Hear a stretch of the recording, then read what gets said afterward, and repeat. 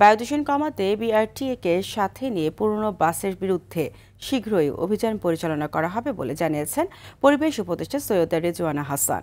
তিনি বলেন, বায়ু দূষণ রোধে স্বল্প, মধ্যম ও দীর্ঘমেয়াদে পরিকল্পনা গ্রহণ করেছে মন্ত্রণালয়। সকালে সচিবালয়ে বায়ু দূষণ নিয়ন্ত্রণে চীনের বিশেষজ্ঞ টিমের সাথে মতবিনিময় সভা শেষে তিনি কথা জানান।